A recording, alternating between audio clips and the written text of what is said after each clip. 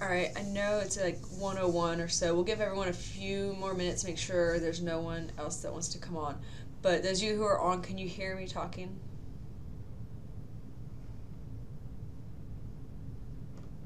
Perfect. Thank you. Can you see the screen as well?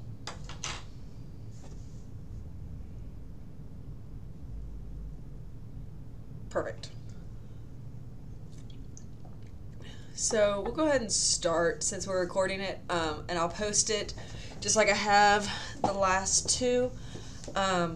So your exam's going to be set up the same way. 50 questions, true, false, matching, multiple choice.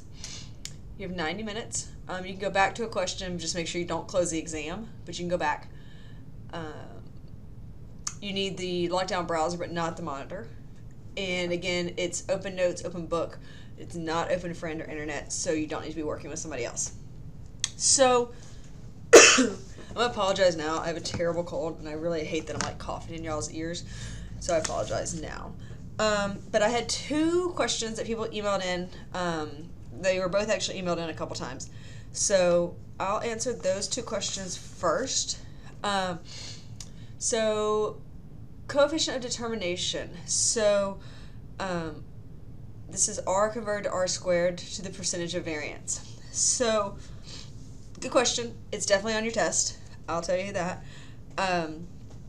So if r equals a number, you're going to convert it to r squared first. So let's say that r equals 0.40. Okay?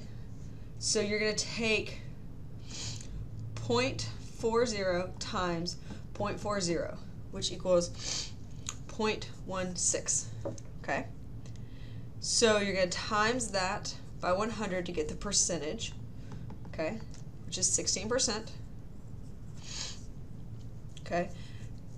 Then to say that the amount of variance that is not accounted for would be 100 minus 16. Or you would say that 16% is accounted for. Okay, so that number is the percentage of variance that is accounted for. If you take it from 100, it's the percent of variance that is not accounted for. Does that make sense to the two of you who are on? Okay, I'll tell you this, you do have some, obviously there's these type questions are on there, so you do have some calculations. I do recommend having a calculator of some sort available to you to use during your test.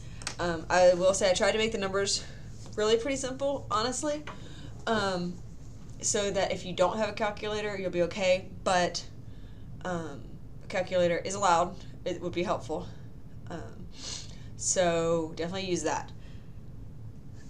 Looking at your exam in that section of the test, okay, remember, if I said that r is 0.3 and ask you what is the value of the coefficient of determination, when you find that, you do the r squared. That's it. Okay? So if I'm asking for the coefficient of determination, it's simply r squared. Okay? If I'm asking you for percentage of the variance on one variable is accounted for, okay, you'll do that like we just did. Okay? Just pay attention. I'll say I put it in bold if it says the variance on one variable is accounted for, or if I put it not. I put that in bold, so pay attention. Take your time. The other question that people were asking about was from the last section, the table of random numbers from your appendix in the book. There's no questions on the test from that. I didn't want you all to have to go back and forth in your book and try to figure them out. And honestly, a lot of people in the class struggled with that a lot. And it's one way to find random numbers. It's not the only way by any means. And so I felt like it was not something we have to cover for this specific exam. It's more of something probably in a graduate level class that we would spend more time on. So maybe that'll help people kind of relax on that one a little bit. Maybe that's helpful. The topics terms to know, starting with like section 12. So make sure you pay attention in your book to one thing, which sections. We did skip section 16 in your book, so make sure you're not stressing about that because we're not covering section 16. So if I give you a table with students' names and then their scores on different tests, be able to tell me if it's a direct or indirect relationship. Okay. No inverse versus direct, positive versus negative. Know how those work. Know, you know, if it's a direct relationship, you know, that means what? One variable is high, what does the other one tend to be? Okay. Likewise with an inverse relationship. Know causation versus correlation studies. So know which type of study you would use for causation specifically. Okay. An indirect relationship, again, knowing, you know, if one scores high, what's the other one? If it's a direct relationship, if one scores low, what's the other one? And just know how that would go. Okay. Know about is correlation equal causation. Okay. Within so R values, talking about, you know, if it's a perfect direct relationship, what is the value of R? Okay, know what that is. You know if it's a perfect inverse relationship, what's the value? Okay. What is the value if there's no relationship? That's where it says kind of the R values and the strengths. And then when talking about strengths as well, talking about knowing, is it moderately strong? Is it strong? Is it weak? Being able to know within your book kind of where it tells you, and the lecture talked about that as well. So make sure you know that. Know, you know, if I give you two numbers, be able to tell me which one's stronger, which one has a stronger relationship. Pearson R is a percentage. Just know, can you or can you not? How does that go? Okay. Talked about that. So Pearson R, is it always the same regardless of the type of study? Know that answer. Okay. Again, things about weak and strong relationships. Section 14, you know, talking about interpretations of R, some, that was kind of the strengths and everything as well, but coefficient determination, section 14, know the symbol. Then, you know, finding the value, so how do you do it? That was what we kind of did, that first example, like R, convert R squared to the percentage of variance, so make sure you know how to do that. Again, R to percentage of variance. Know how you do that. For sure. That's I'll say there's quite a few questions on that. Okay. Scattergrams. So when are they usually used? Be able to tell looking at one if it's a weak relationship, a strong, if it's a positive, it's a negative, moderate. Be able to tell, look at your examples in your book.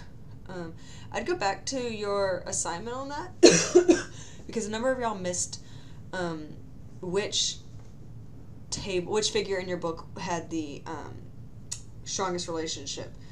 And so go back to that and look and make sure, you know, you're always going back. I put all the correct answers in your assignments. So if you didn't get 40 out of 40, go and look at it and see why, because your correct answer is there.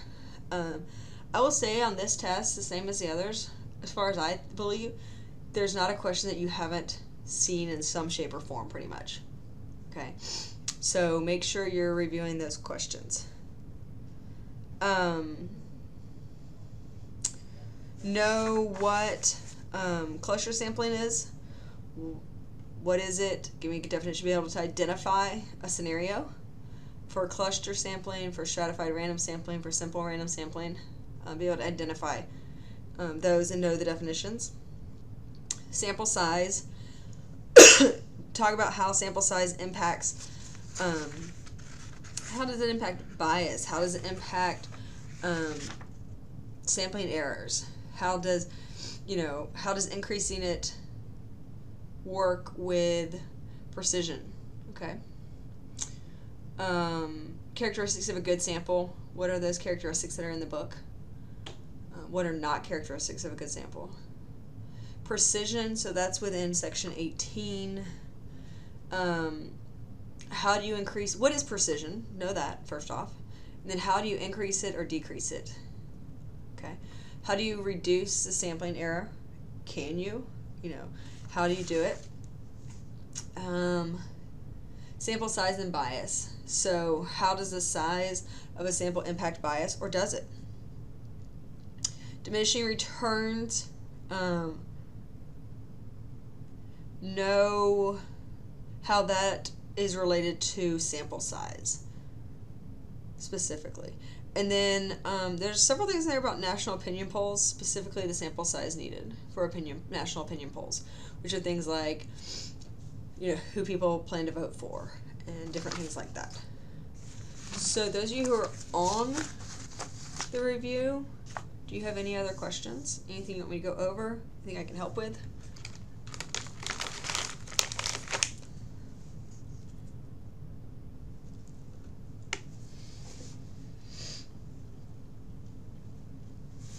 I feel like this review was really short.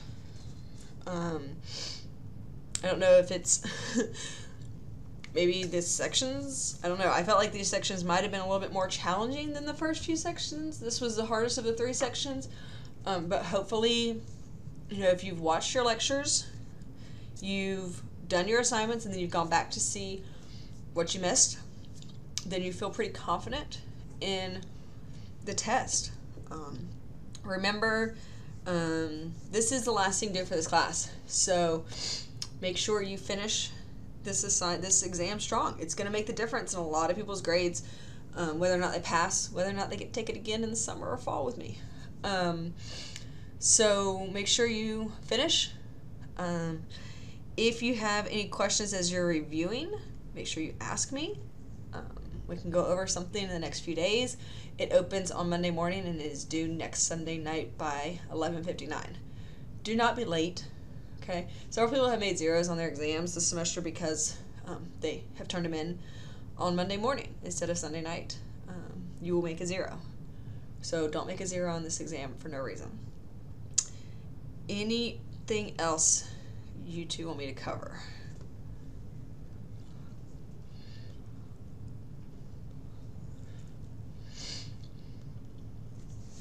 If not, you guys can email me. As always, I'll post this, and those of you that watched it live can watch it again if you like. It'll open at, I think I have it set to open Monday morning at like 12:01 a.m. And then it's due the Sunday night. So it opens, let me pull the calendar real quick. It opens December 4th. I think it's like 12:01, 12:02, something like that. And then it's due the 10th by 11:59. So, you'll be able to be done with this class before finals week. So make sure you finish it. Finish all your other classes. If you're having questions on advising, let me throw that plug in there. A lot of people have not registered for classes yet. So if you have not registered, make sure you get with your advisor ASAP because classes are almost full. Otherwise, I hope you guys have had a good semester, and hopefully I'll have you guys, some of y'all, probably next semester, but have a good winter break.